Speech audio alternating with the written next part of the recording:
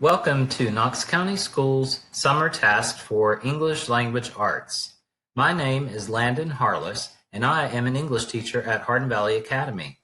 I will be here with you for Writing Workshop 1, Writing Process, Stages, and Strategies. This is the first task for English 1 through 4, and depending on which grade level you're at, you will continue with Workshops 2, 3, and 4. Our hope is that by completing these tasks, you will be better prepared for English class when school resumes. I hope that you've had a chance to work your way through Writing Workshop 1, and that in this video I will be able to answer questions and provide needed clarification that would be helpful to you. For this workshop, our learning targets are to produce clear and coherent writing in which the development, organization, and style are appropriate to the task, audience, and purpose. We will develop and strengthen writing as needed by planning, revising, editing, rewriting, or trying a new approach, focusing on addressing what is most significant for a specific purpose and audience. In the workshop, they describe writing as a recursive process. That's what they mean by these two targets with the editing, revising, and so forth. It's an ongoing process.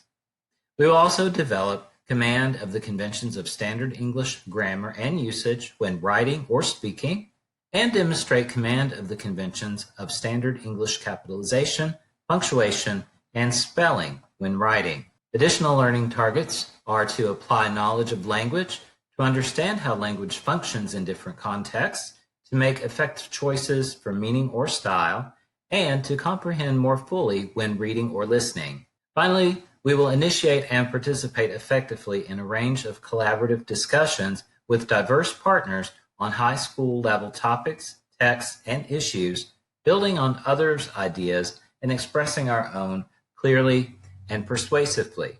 Since we are not completing these workshops in the classroom, that last learning target will rely on you finding someone to have discussions with, and hopefully you'll be able to do that with friends or family members. In this workshop, we will be looking at a sample student writing, and we will be reading that writing as a writer.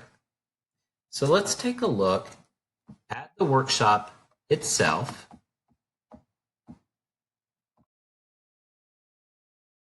And explore the writing process. You are asked to consider the questions number 1 and 2 at the bottom of page 1. And I have answered question 1, so I want to offer that answer to you and invite you to compare it to your own answer. Number 1, what is your writing process? Describe the stages you go through from beginning to end to publish a piece of writing. One possible answer might be, when I have a writing task, I usually begin by brainstorming what I want to say. Then I develop my thoughts into a thesis statement and try to come up with at least 3 supporting ideas. I then write a draft based on that basic outline, put it aside for a while, and then return to it to revise and edit. Your answer may be similar to that or different. Every writer has their own process, but it's important to consider what that process might be depending on the situation. Number 2 asks us to define the traditional stages of the writing process listed on the next page in random order, and to brainstorm the role of the writer within each stage of the writing process. Again, I invite you to consider the answers that I am providing here as possible responses and compare to what you have put. For sharing and responding, potential answers include: writers seek response from peers and the teacher to guide choices in revision. Writers evaluate the response and make the appropriate revision choices. Writers listen to the writing of others and offer suggestions, share techniques and strategies, and encourage the writers.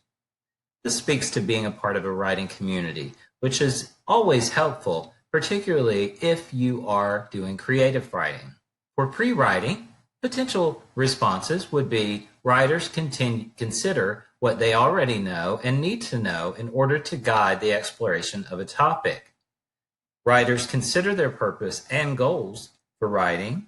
identify possible audiences, and understand how genre guides decision-making. Writers generate, select, connect, and organize information and ideas. These are all possible responses for the writer's role in pre-writing.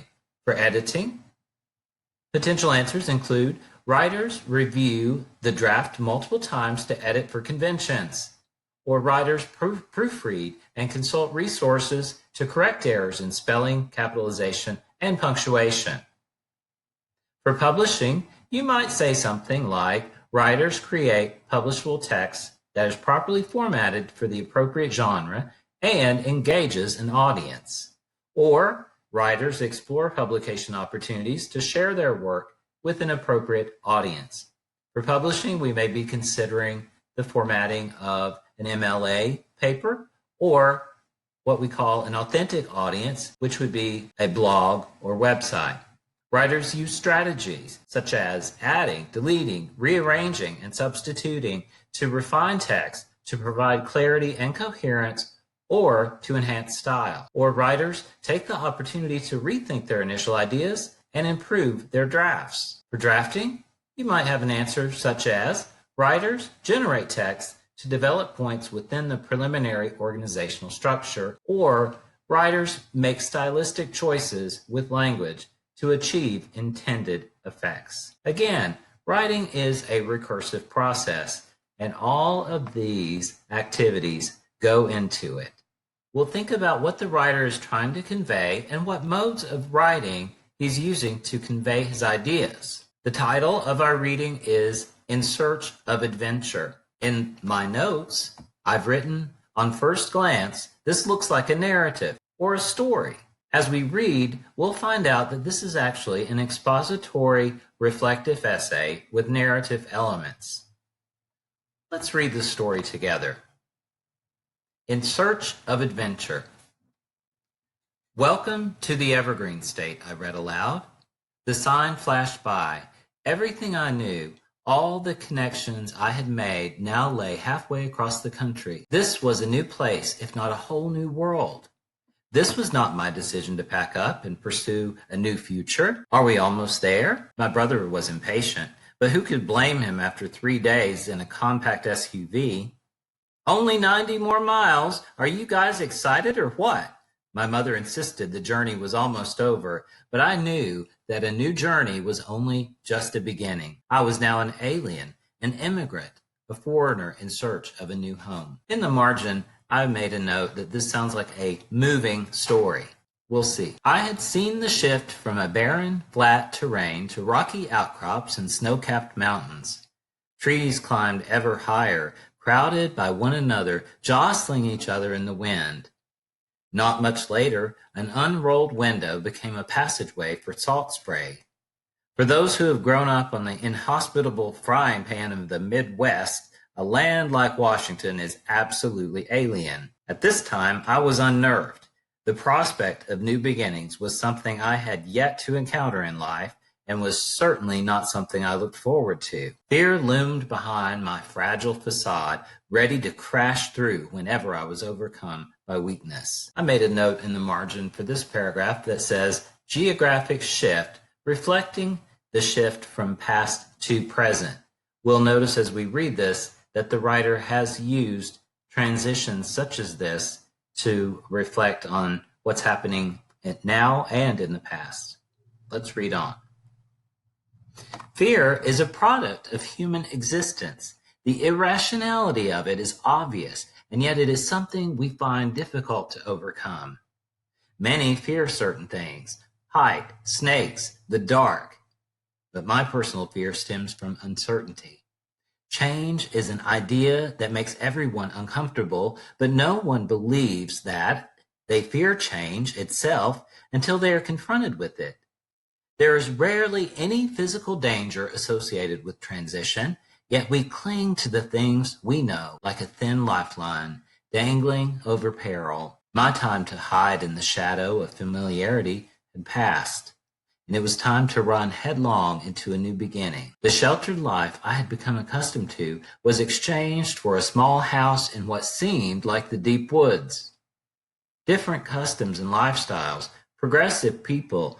My fear was as irrational as any, but if anything, it was justified. So for that paragraph, I made some notes in the margin about the thesis. I've said, transition to thesis, fear as a part of life.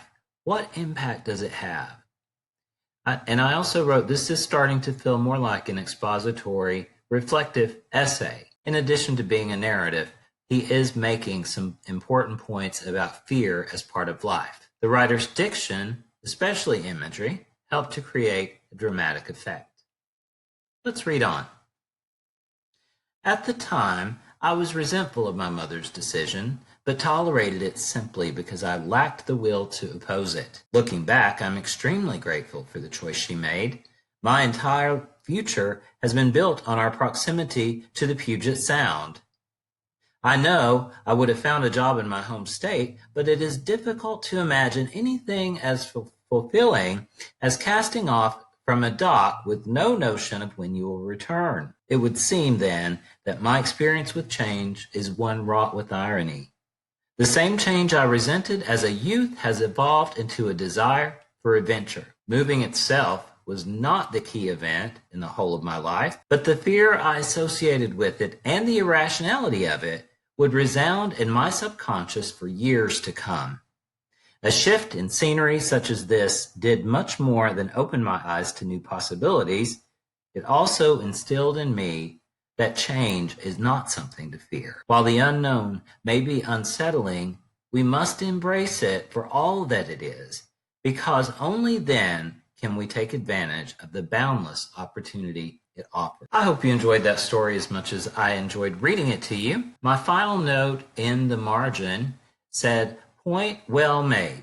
Something that caused fear led to opportunity he might have missed out on. These transitional clauses bring the reflection to its core insight.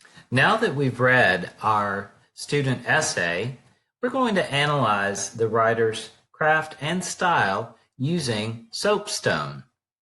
The soapstone strategy helps us assess a piece of writing by looking at the speaker, the occasion, the audience, purpose, the subject, and the tone.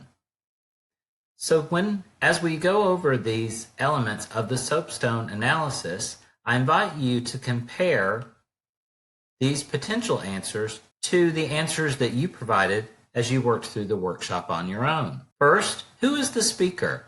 What can you infer about the speaker based on references in the text? You may have said something like, the speaker is young. He speaks of finding a job and of moving to a new state when he was somewhat younger, but not a lot. He speaks of moving with his family, and he speaks as if he is at the beginning of his adventure in life. What is the occasion? What are some of the circumstances, issues, or contexts that might have prompted the writer to craft this text? You may have said something along the lines of, the occasion seems to be reflective. He is writing about an important occasion in his life experience, and wants to communicate his insights.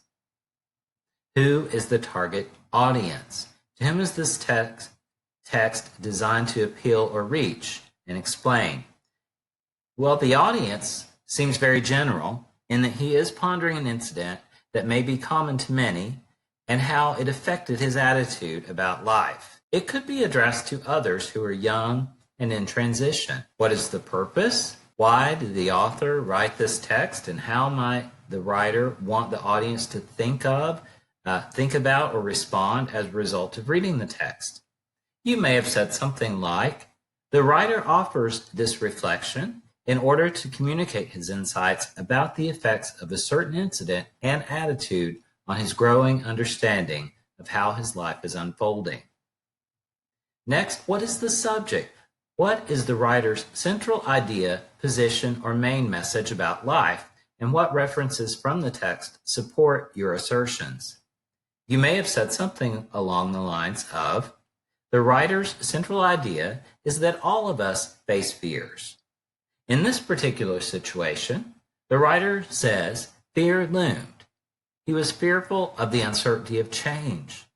He knows that fear is irrational, but it is still powerful. He ends by assuring readers that a fear of change should be abandoned. Instead, he says we must, quote, run headlong into a new beginning. We begin to embrace change to take advantage of the boundless opportunity it offers. What is the tone? What is the writer's attitude toward his or her subject?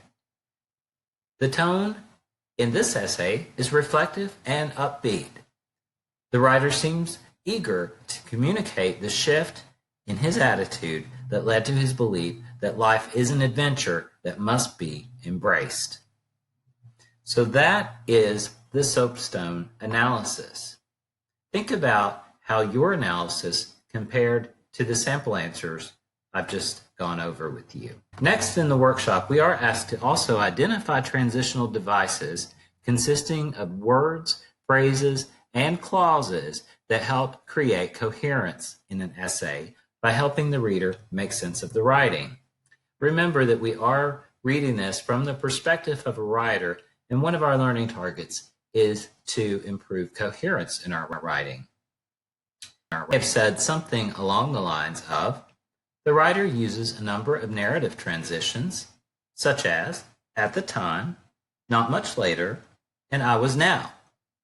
In addition, he signals the reflective nature of the writing with looking back.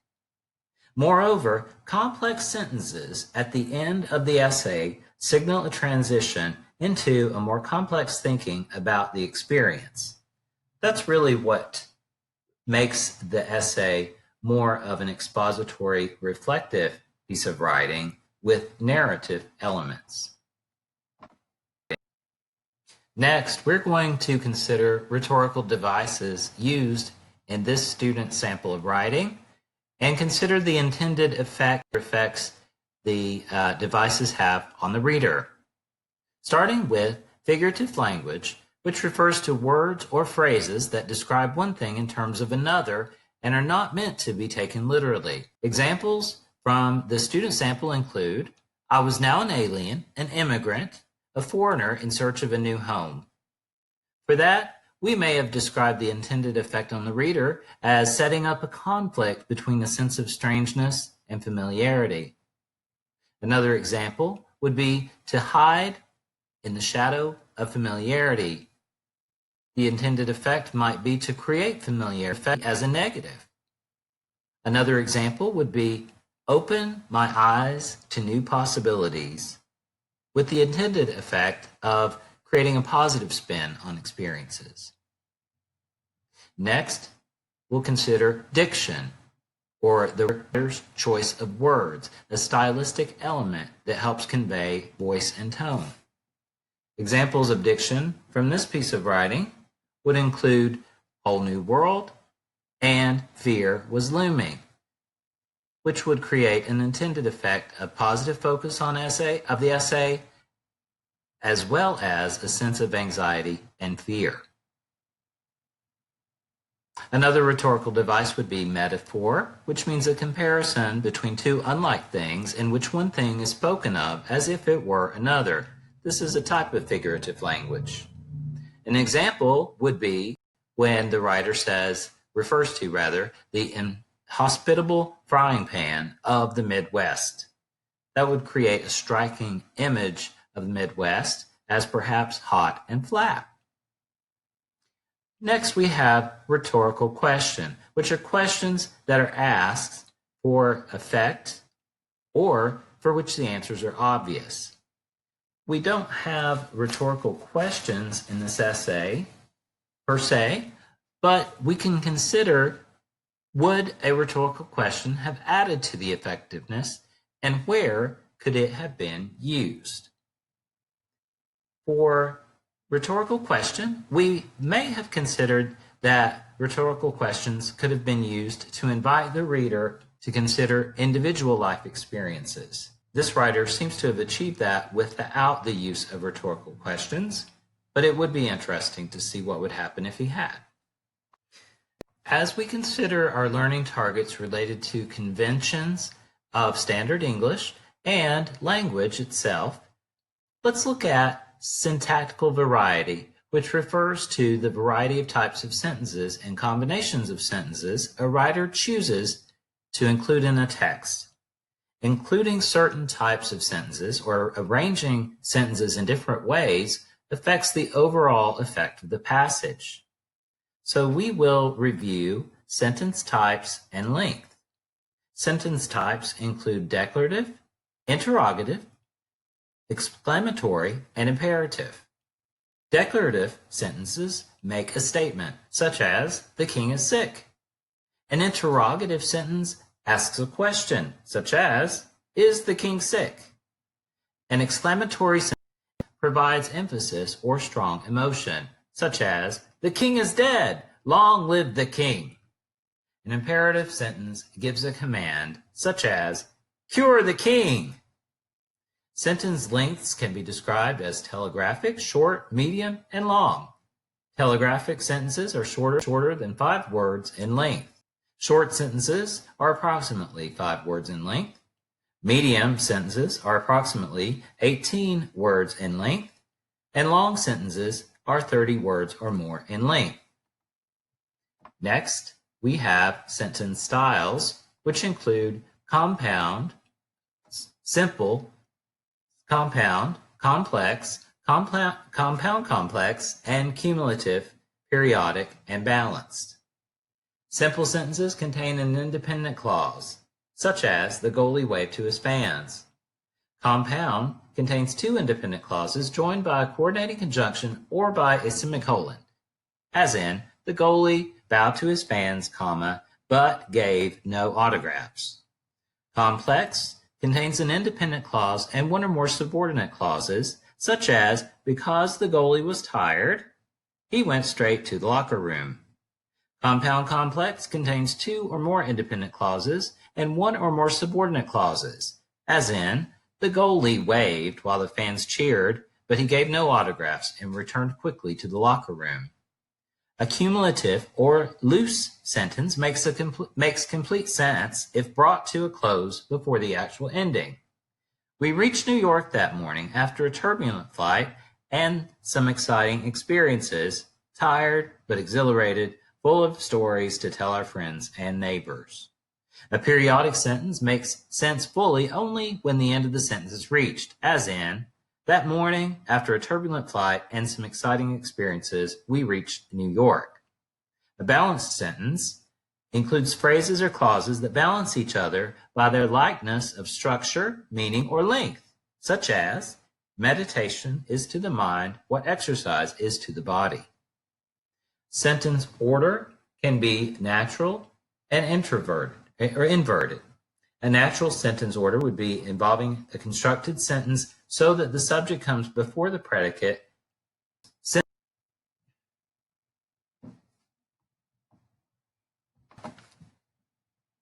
As we consider learning targets related to conventions of standard English and language and its use in writing, we will look at syntactical variety, which refers to the variety of types of sentences and combinations of sentences a writer chooses to include in a text. Including certain types of sentences or arranging sentences in different ways affects the overall effect of the passage.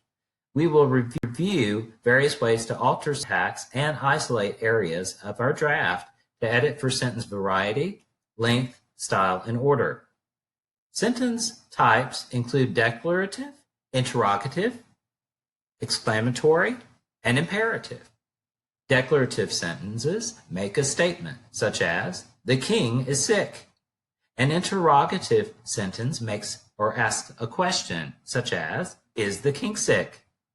An exclamatory sentence provides emphasis on strong emotion, as in, "The king is dead. Long live the king."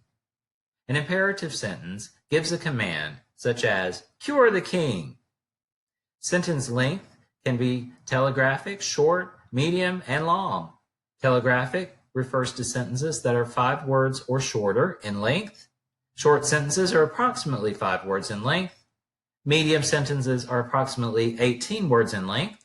And long sentences are 30 words or more in length.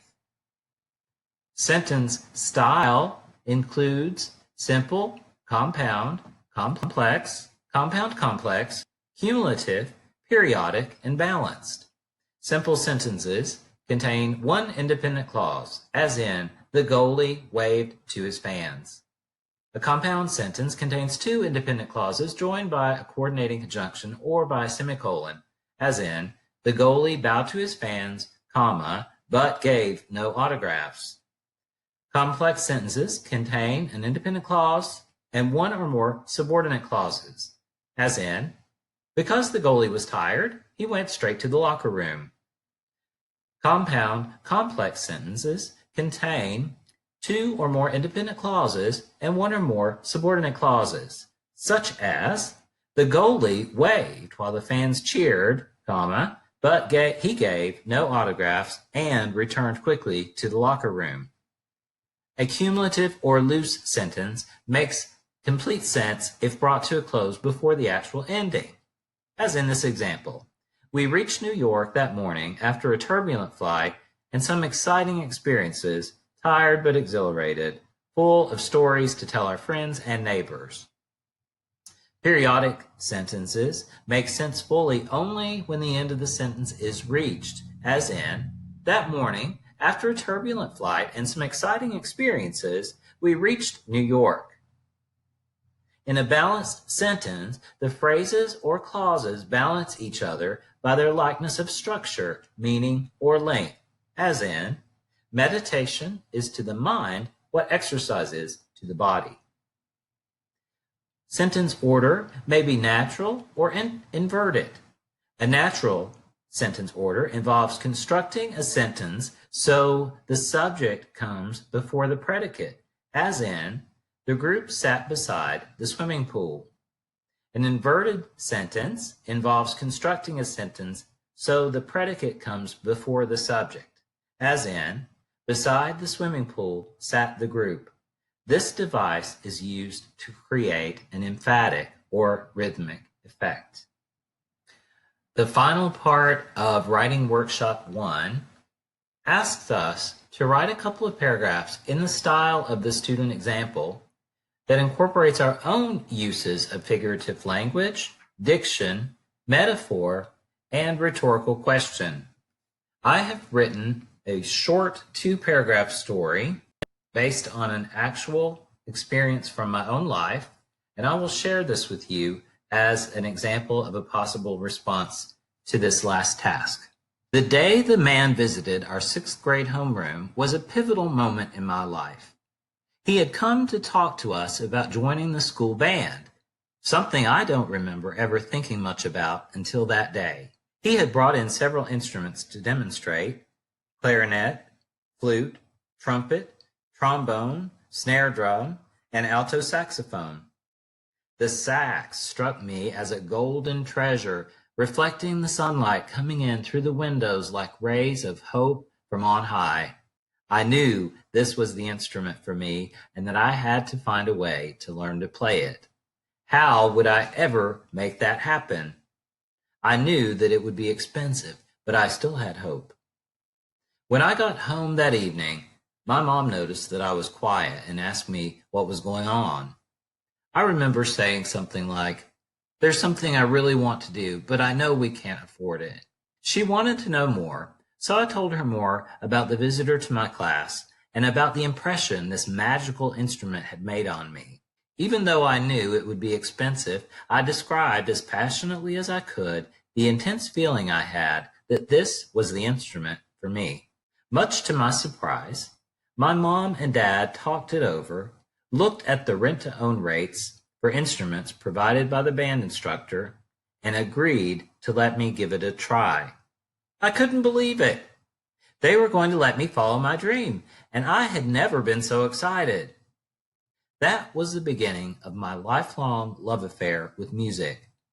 Today I play guitar and write songs, but I still have my alto sax and play it occasionally. When I do, it takes me back to that first day when I first saw it, reflecting hopeful rays of sunlight. Think about your own response to this question and be aware of your own use of figurative language, diction, metaphor, and rhetorical question. I hope that Writing Workshop 1 has given you some good ideas about how to improve your writing. I hope everyone has a wonderful summer, and thank you for joining us.